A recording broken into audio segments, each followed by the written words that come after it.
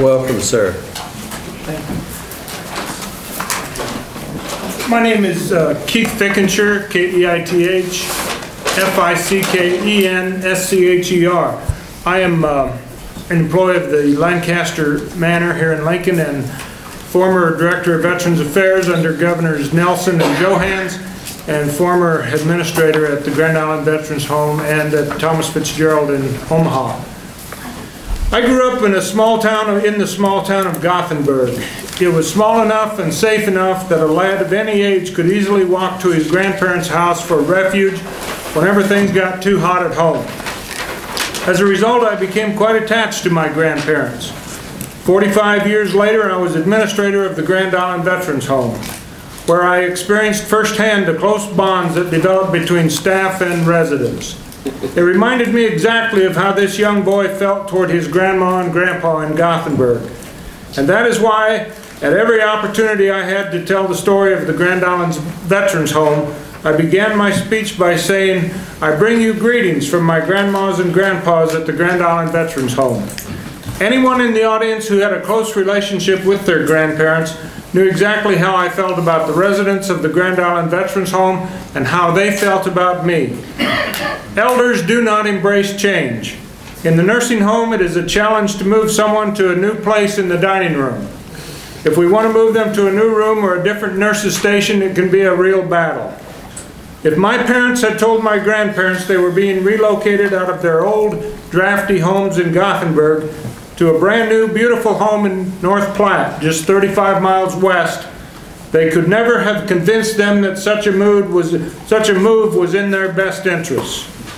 Elders want familiarity, stability, and continuity in their lives. Somewhere between the ages 50 and 75, they stopped needing something new to replace something that suits their needs just fine. They became more conservative and less wasteful. An elder once told me, "I don't spend a dime when a nickel will do." They adopted a set of values and priorities which are far different from ours and far different from what theirs were at a younger age.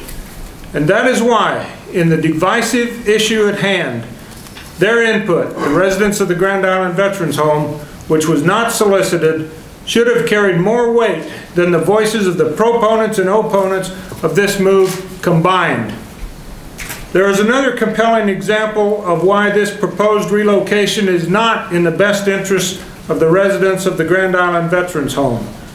There is a very real condition known as transfer trauma. Transfer trauma kills. It is very real. We should have learned a lesson about moving people out of their structured home in 2008 when the state moved selected residents of BSDC to hospitals and other care facilities, and several of them died. I have attached information to this testimony explaining transfer trauma. The information points out legal ramifications arising from the declining health and increased morbidity resulting from transfer trauma. One of the two articles lists characteristics of residents most vulnerable to the adverse effects of transfer trauma. A sampling of that list reveals factors that increase the probability of adverse effects. Gender, males do less well. Age, adverse effects are more likely with a greater age. Dementia, depression, anxiety, impaired eyesight or hearing, reduced mobility, and incontinence. That list causes me to ask, what are the reasons for relocation which are so compelling as to make us willing to put the lives and the health of the members of the Grand Island Veterans Home at risk for transfer trauma? All that I have said up to now establish my personal reasons for supporting LB935. In the absence of something like LB935, decisions adversely affecting the lives of hundreds of our citizens can now be made with absolutely no oversight by our elected representative in the legislature. And Nebraskans have higher standards than that.